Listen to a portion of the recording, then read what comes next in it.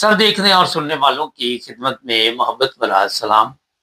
ندی، ایک وقت تھا، کوئی 20 سال پہلے میں انگلینڈ شفٹ ہوا تو یہاں پہ منی کیب میں چلاتا رہا ہوں کچھ عرصہ، 8-10 مہینے۔ ایک پٹھان تھا ہمارے آفس میں اور وہ ہمیشہ بدتمیزی کرتا تھا، اس سے کوئی بات کرنی۔ پھر یہ ہوا کہ صاحب لوگ اس سے دور ہونا شروع ہو گئے۔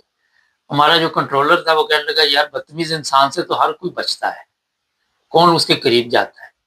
آج کل ایک مناظرہ آپ نے دیکھا سوشل میڈیا پہ، اس کی کافی ویڈیوز چل رہی ہیں، بتایا جا رہا ہے کہ 8 گھنٹے کا یہ پروگرام تھا، لیکن نہ تو میں نے یہ پروگرام دیکھا۔ مقصد یہ ہے کہ اتنی غلیظ وہاں پہ چیزیں اس وقت سوشل میڈیا پہ چل رہی ہیں۔ ہمارے ساتھ ہیں سردار صاحب جرمنی سے۔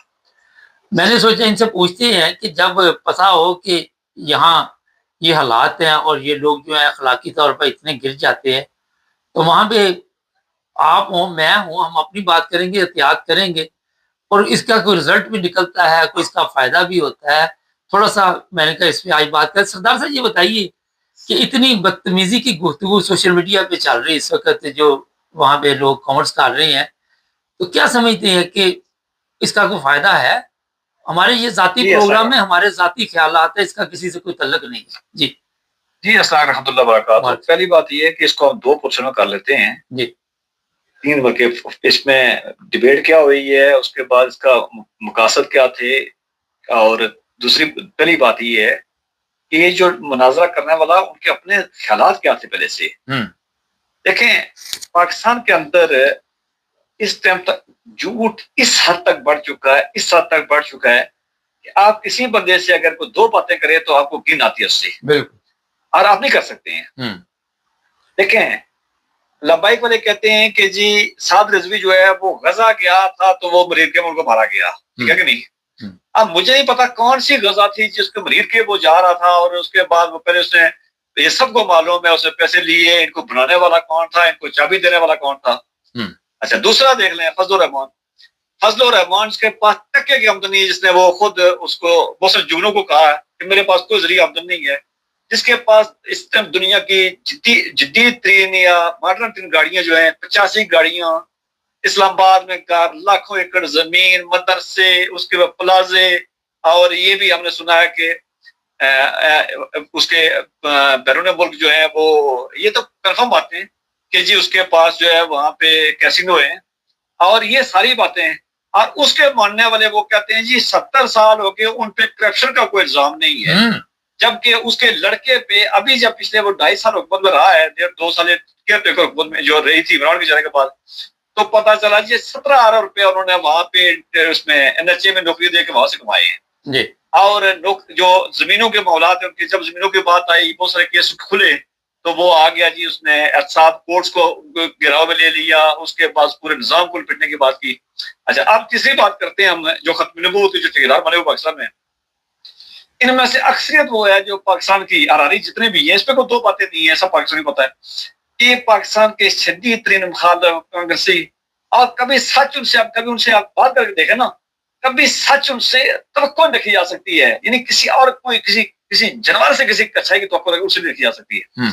اب 3 یہ موازنہ یہ تھے اس پہ کرنے والے۔ اب جب ایک چلے گئے وہاں پہ، پہلی بات یہ ہے کہ جا کے ان کے ساتھ وہ سہیل بابا بھی تھا، جو ان کا جس کو جنرل ضیاء نے پیپر بھی دیے تھے، اور وہ بعد میں افریقہ بھی گیا ہے، اور جو ہمیشہ سے اس معاملے میں یک طرفہ جھوٹ بھائی وہی بتایا تھا جس میں منظور سیلوٹ کا اس کا اصل پیشی والا کیس بھی تھا کہ جی وہ فلاں کیا تھا انہوں نے، وہ آپ کو معلوم ہے، سب کو معلوم ہے، ہمارے سننے والوں کو معلوم ہے، کیونکہ ان کا جھوٹ ہمیشہ سے رہا ہے ساری زندگی۔ اچھا وہ گیا وہاں پہ، وہ خود تو اندر نہیں گیا ہے، وہاں جا کے بیٹھے ہیں، جب بیٹھنے کے بعد بات ہوئی ہے تو انہوں نے کہا ہے کہ ڈیبیٹ میں جو دوسری طرف احمدیہ کمیونٹی کے لوگ تھے، اچھا کوئی آفیشیل نہیں تھے، یہ ان کا ذاتی معاملات تھے، اور یوٹیوبر بیٹھے ہوئے تھے، کوئی اس کو وہ احمدیہ کسی جگہ پہ کوئی کسی پراپر نمائندگی نہیں کر رہے تھے، یہ ذاتی ایسے ہی ہے جیسے میں اور آپ پروگرام کر رہے ہیں، آپ پروگرام کر رہے ہیں، تو وہ آپ کسی کمیونٹی کو آپ کبھی بھی اس کی آپ کا موقف اس کا سامان نہیں، نہ آپ ترجمان ہے، نہ آپ کی بات کی اس کا موقف سمجھا جاتا ہے۔ اچھا بار آپ یہ وہاں گئے تو جب باتیں ہوئی ہیں تو انہوں نے ان کو کتابیں نکال کے دکھائی ہیں اس کو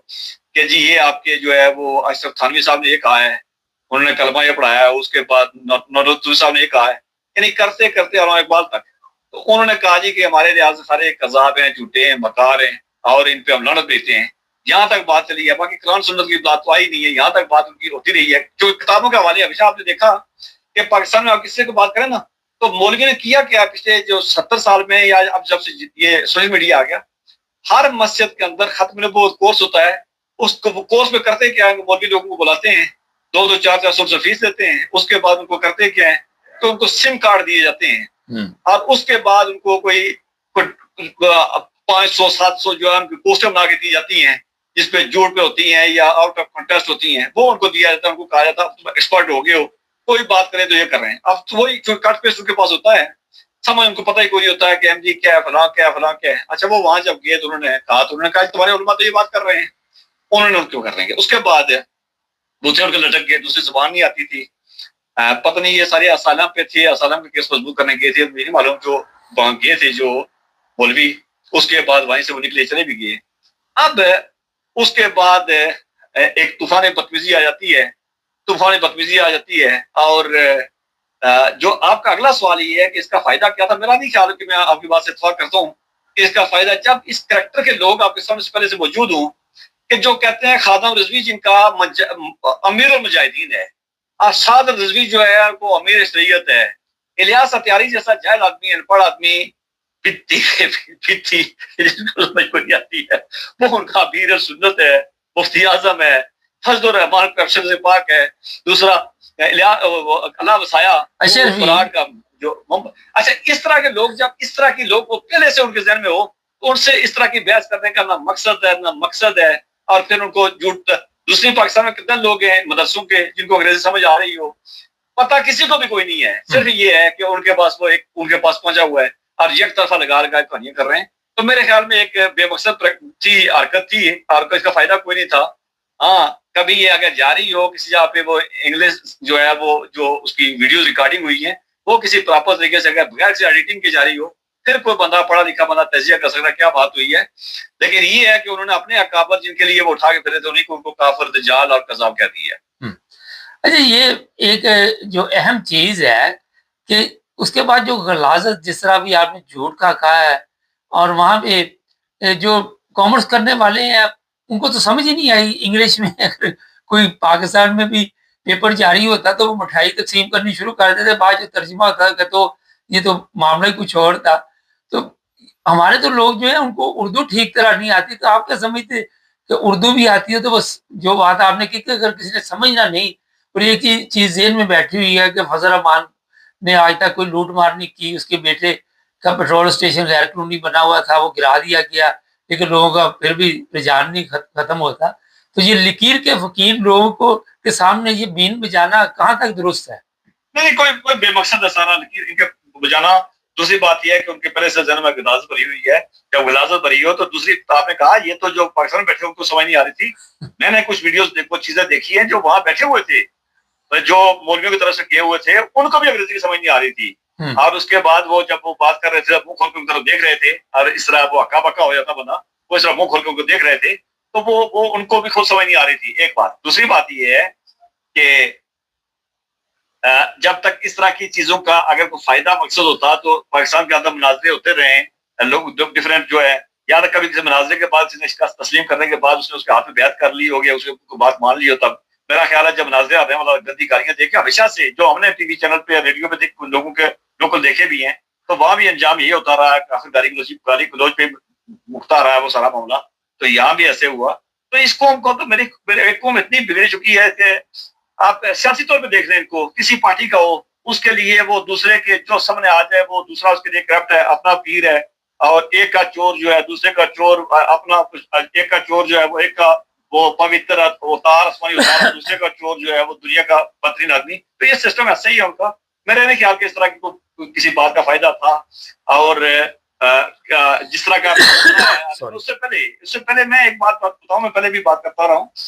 پاکستان کے اندر جس طرح سے لبیک والوں کو چتر پھرا ہوا ہے, اس کے بعد سے حنیف قریشی ہو گیا, ختم نبوت علی ہو گیا, یہ ایک منظم طریقے کے ساتھ وہ جو ان کی جگہ جو تھی نا خالی جگہ اسپیس پیدا ہوئی ہے, اس اسپیس کو دوبارہ کور کرنے کے لیے یہ بڑے منظم تھے. اور دوسری بات یہ ہے کہ آپ کو معلوم ہے کہ یہ اکثریت جو ہے یہ طالبان, اور ان میں سے اکثریت نے جو ہے وہ ملا عمر کی بیعت کی ہوئی ہے. اب جس سے طالبان کی چتور شروع کی ہے, فوج نے کی ہے, وہاں پہ بمباری بھی ہوئی ہے, اس دور سے لے کے ہی اپنے آپ کو منظم کر رہے تھے. کے پی کے مسلم مساجد کے اندر جو ہے وہ ظاہر سی بات ہے وہ فتنہ فارج ان کو فوج کہتی ہے. اب فتنہ فارج کے نام پہ تو یہ اپنے آپ کو منظم نہیں کر سکتے تھے. پھر ان کے پاس چونکہ ایک لبادہ ہوتا ہے وہ ختم الموت کا لبادہ اوڑھ کے تو وہ اس پہ منظم کر رہے تھے. تو یہ اصل میں ایک کھیل ہے جس کھیل پہ ان کو فائدہ بھی پہنچا ہے اور اپنے آپ کو منظم کر رہے ہیں. تو یہ گیم کیسا ہے, یہ گیم جو ہے یہ کیا کس ٹائم کب یہ پاکستان گلے پڑ جائے گی, یہ ایک بڑا سوال ہے اور میرے اداروں کو دیکھنا چاہیے. سر یہ ایک چیز اور چھوٹی سی بتائیے کہ نہ ہم سیاسی طور پہ اتنے وہاں پہ آپ نے دیکھے جو حالات ہے, نہ مذہبی طور پہ ہمارے کوئی ایسا نمونہ ہے. تو یہ جتنے لوگ اس وقت ہیں یہاں پہ آپ دیکھتے, چاہے وہ کسی بھی اسلامی دنیا سے ہیں, ان کی حالت دیکھ کر اندازہ لگا سکتے ہیں. تو ان پہ تو کسی بات کا ویسے بھی اثر نہیں ہوتا. اگر آپ مذہبی نہ بھی کریں, کچھ نارمل بات بھی کریں تو اس کا اثر نہیں ہوتا ان پہ. تو نہیں, آپ قرآن کی آیت نکال کو دکھا دیں سامنے سے. اس دفعہ ہم نے دربار کی گھر دیکھے ہیں, آپ اس پہ قرآن کی آیت نکال کے دکھا دیں. میں ایک لطیفہ سنا کرتا ہوں. میں میرے پاس ایک مولوی صاحب, میں مطالعہ جب کرتا تھا مولوی صاحب میرے پاس آتے تھے تو وہ ہمارے ناظرین کے لیے وہ مجھے ایک بہت طبق کہنے لگے جی وہ دیکھیے ہم نے تو احمدیت جو مٹا دی ہے, اس کے بعد فلاں ہو گیا, فلاں نام مٹ گیا. تو اس کے بعد چونکہ پاکستان میں گلی محلے آپ کو ویسے فاتح مل دیتے ہیں, ہر گلی محلے میں احمدیت دنیا 220 ملکوں بیٹھے ہوئے ہیں, لیکن پاکستان کے ہر گلی محلے میں آپ کو فاتح احمدیت ملے گا. وہ مولوی صاحب مجھے کہنے لگے جی دیکھیں ہم نے مکا دیا. میں نے کہا اچھا ٹھیک ہے, وہ میں چائے وائے پلائے ان کو. تو میں نے پوچھا جی مولوی صاحب وہ بریلوی مسلک کے تھے. میں نے کہا جی علامہ صاحب آپ مجھے بتا سکتے ہیں کہ جو امام رضا ہیں احمد رضا, ان کی اولاد کا نام کیا ہے؟ تو تھوڑی دیر سوچنے کے بعد کہنے لگے نہیں مجھے یاد نہیں ہے. میں نے کہا ان کے پوتے کا نام؟ کہتے نہیں مجھے یاد نہیں ہے. میں نے کہا اچھا ایسے نبی پاک کی اولاد کا نام آپ کو معلوم ہے؟ کہتے ہیں ہاں بالکل معلوم ہے. میں نے کہا ابو جہل ان کا چچا تھے, آپ کو ان کی اولاد کا نام معلوم؟ کہتے ہیں 2 لڑکوں کا نام تو معلوم ہے باقی نہیں ہے. میں نے کہا اچھا ٹھیک ہے. میں نے کہا وہ مرزا صاحب کی اولاد کا نام یاد ہے؟ کہتے ہیں ہاں سارے گھر کے بتایا انہوں نے کہ یہ بلکہ مجھے کہنے لگے یہ موجودہ خلیفہ جو ان کے ہیں یہ ان کے پڑ پوتے ہیں. میں نے کہا مولوی صاحب مجھے بتایا نام بیٹا کس کا ہے؟ آپ کا اس کی نسل کا بھی نام بھول گیا ہے, رضا کی نسل کا بھی نام بھول گیا ہے. تو یہاں 2 کے نام آپ کو یاد ہے, بیٹے کس کے لیے؟ تو وہ اس پہ پھر ایک دفعہ انہوں نے یو ٹرن لے لیا. تو کتنی دفعہ دیکھا آپ نے قرآن کی آیت کھول کے. میرے ایک وکیل صاحب دوست تھے, اللہ جنت سے وہ فوت ہو گئے, اس طرح کو بات تھی, میں ایک دفعہ کو لے گیا ہوں لائبریری میں. تو میں نے قرآن کی سورت صاحب کا ایک آیت نکال کے دکھائی ان کو. تو آیت نکال کے دیکھنے کے بعد 3-4 دفعہ پڑھی ہے. تو پڑھنے کے بعد کہتے ہیں کہ سلسلہ آئندہ کے بعد آپ سے اس ٹاپک پہ بات نہیں کرنی ہے, آپ مجھے متفق ہے. تو یہ قرآن کی آیت دیکھ کے انکار کر جاتے ہیں, اس لیے ان سے فائدہ کوئی نہیں ہے. ان کے لیے بس ایک ہی ہے میرے خیال میں, سچ یہ بات بتاؤں کہ پاکستانی قوم اب اس حد تک وہ سیاسی ہو, وہ سماجی ہو, وہ معاشی ہو, وہ اخلاقی ہو, وہ ازدواجی ہو, وہ کوئی لین دین کے معاملات ہوں, یہ قوم اب وہاں تک جا چکی ہے جس کے بارے میں میرا خیال ہے سارے راستے بند ہو چکے ہیں.